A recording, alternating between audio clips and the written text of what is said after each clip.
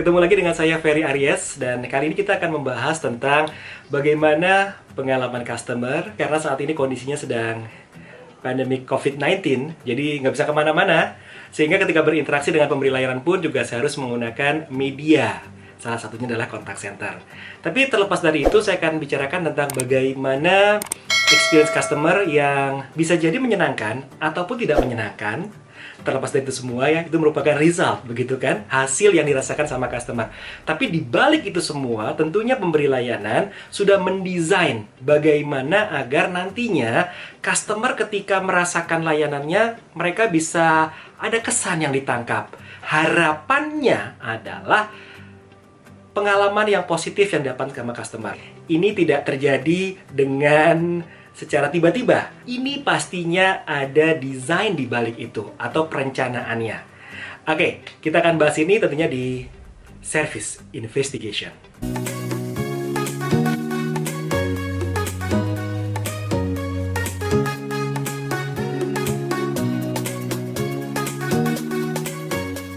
Sudah mencoba menelpon di sebuah bank yang konon kabarnya layanan dari kontak senternya nih the best. Saya pengen buktikan nih. Jadi ceritanya saya dapat kartu, tiba-tiba dikirimi kartu nih, dan kartu tersebut saya agak bingung karena saya sudah punya 2 kartu sebelumnya dari bank yang bersangkutan. Ini kartu apa lagi? Sementara kalau saya lihat iuran tahunannya agak lumayan memberatkan ya sepertinya. Dipakai nggak dipakai kan tetap aja harus bayar iuran tahunannya. Sementara saya sudah punya 2 kartu sebelumnya yang sama-sama juga harus ada iuran tahunannya. So, saya pengen tahu ada nggak edit value buat saya kalau saya mengaktifkan kartu tersebut. Kita lihat ya seperti apa pengalaman saya. Selamat datang dan selamat siang. Terima kasih Anda telah menghubungi layanan. Untuk layanan dalam bahasa Indonesia, tekan 1. For services untuk layanan perbankan, tekan 1.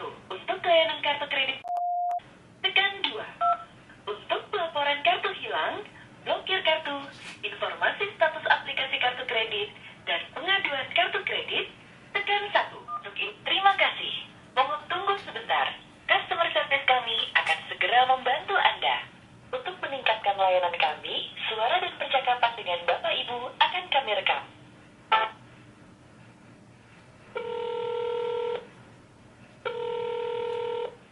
Selamat siang.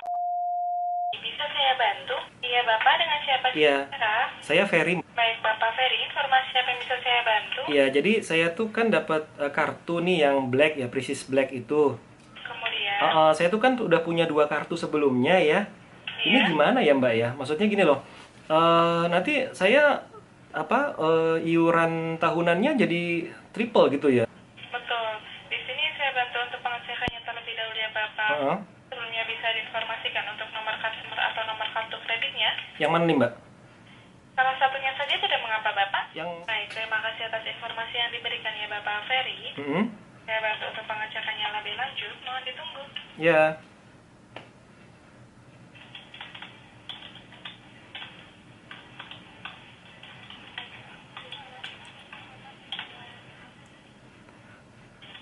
Baik, Bapak Ferry, Ya. dikarenakan di data lebih lanjut, dibantu untuk verifikasi data terlebih dahulu ya, Pak. Iya. Atas nama Bapak Ferry, apakah memiliki kartu kredit tambahan atas nama orang lain? Nggak ada. Saya sendiri semuanya.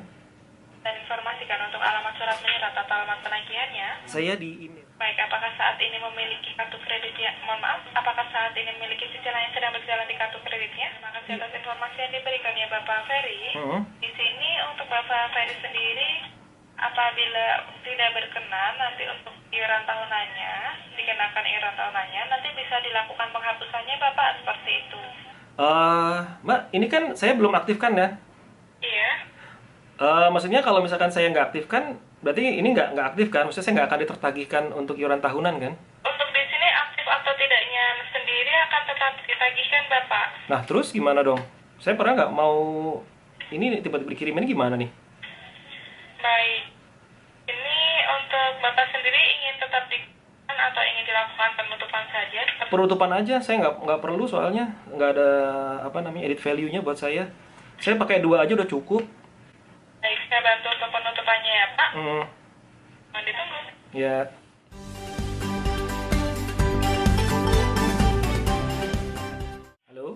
Bapak Ferry, di sini sudah saya bantu untuk penutupannya, saya bantu untuk melengkapi pelaporannya terlebih dahulu ya Pak. Ya. Baik, mohon ditunggu. Mohon maaf sekali ya Bapak, di sini masih saya bantu untuk prosesnya, Ya. mohon ditunggu. Oke.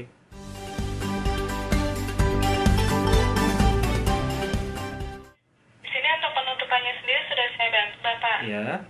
Ini masih secara sementara. Nanti untuk Bapak Ferry sendiri akan dihubungi oleh tim terkait penutupan kartu seperti itu. Untuk di nomor Bapak Ferry yang aktif di nomor berapa? Baik, di sini saya bantu untuk pengecekan. Saya bantu lengkapi kembali, mohon ditunggu. Ya.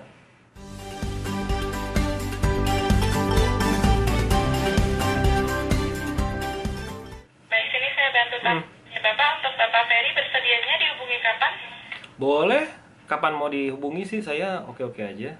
Hari ini juga langsung nggak apa-apa. Baik, saya bantu informasikan untuk Bapak bersedia dihubungi kapan saja, seperti itu. Kalau bisa sih hari ini ya agak siang aja ya Mbak ya. Baik, kapan saja hari ini Iya. Siang deh, jam-jam di atas jam 2 begitu. di atas jam 2 ya Bapak. Dan kapan saja seperti itu? Ya. Iya, Maksudnya? nanti akan ada tim penutupan kartu agar kartunya ditutup secara permanen seperti itu. Bapak Ferry, di sini sudah saya bantu lengkapi pelaporannya. Saya bantu bacakan satu persatu ya Bapak Ferry. Ya.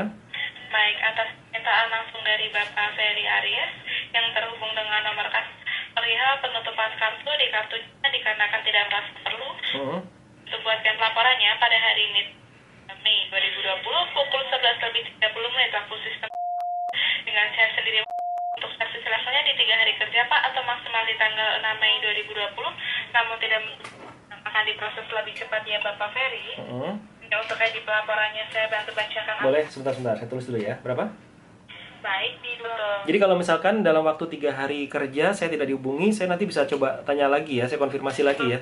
Betul Bapak Ferry. Baik Bapak Ferry, perihal informasi mengenai iuran tahunannya, kemudian seputar penutupan kartunya, sudah saya bantu informasikan sejauh ini apakah informasi yang saya sampaikan sudah jelas? Sudah? Cukup Mbak, thank you. Ada lagi yang bisa saya bantu? Udah itu aja Mbak, terima kasih. Pak Ferry sama-sama Pak Ferry, semoga transaksi menggunakan kartu kreditnya selalu berjalan dengan lancar ya Pak. Baik Bapak Ferry, semoga nanti untuk laporannya dapat diproses dengan cepat ya Pak. Jika ada hal lainnya yang ditanyakan, silakan menghubungi kami kembali. Terima kasih telah menghubungi Pak Ferry, selamat siang. Oke, thank you. Sama-sama Pak. Nah, setelah kita lihat tadi, dari awal pengalaman saya sebagai customer terlihat cukup menyenangkan kok. IVR dari perusahaan tersebut ini juga nggak lama-lama. Padahal ini sebuah bank besar, bank nasional besar di Indonesia. Banyak call yang masuk di kontak center tersebut. Tapi saya merasakan, mulai saya berinteraksi dengan IVR, sampai dengan saya terhubung dengan agent itu tidak terlalu lama. Dan buat saya itu pengalaman yang baik di awal. Greeting oke lah ya. Walaupun ketika di tengah-tengah saya merasakan kok agak menurun kayaknya ya, smiling voice-nya. Sementara di sini saya inquiries loh, saya nanya loh ya, saya bukan komplain dan sebagainya. Jadi saya rasa perlu dong ditambahkan. Walaupun overall saya masih merasa oke lah dengan intonasi yang dimainkan. Nah, ketika saya dibantu, saya mulai dari awal biasa verifikasi, saya menyampaikan kebutuhan saya karena saya bingung nih, ada kartu yang dikirimkan ke saya, kartu baru begitu ya, dan ini buat apa lagi? Ada nggak manfaatnya buat saya? Saya coba tanya juga di sini. Kalau dilihat dari product knowledge dari agent yang bersangkutan, oke kok ya. Bagaimana dia bisa menjawab dengan tidak terlalu lama, tidak perlu nanya dulu ke tim leadernya. Dia bisa menjawab, dia langsung buka aplikasi yang ada dan dia bisa mencoba menyampaikan apa yang sesuai dengan kebutuhan saya.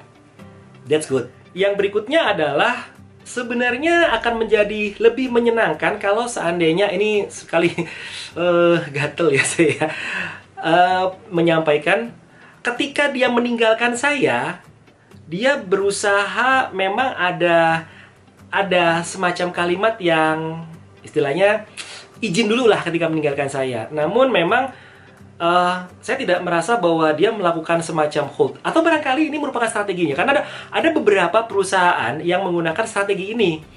Yaitu dia sengaja untuk tidak meng-hold dan tidak mem-mute dari percakapan. Di call masternya nggak di-mute juga. Memang sengaja supaya background sound-nya kedengeran. Mempersepsikan bahwa mereka tuh serius melayani customer. dan juga kayaknya sibuk. Tapi di sisi customer kan kembali lagi ya, customer punya persepsi yang bisa jadi berbeda. Ada beberapa customer yang merasa dengan teknik yang dilakukan sama kontak center ini, dia merasa nyaman karena, wah ini kayaknya kontak center serius membantu saya. Dia kayaknya sibuk banget nih. Terbukti dengan background sound yang kayaknya lagi sibuk banget gitu ya, kayaknya lagi riuh banget di belakang.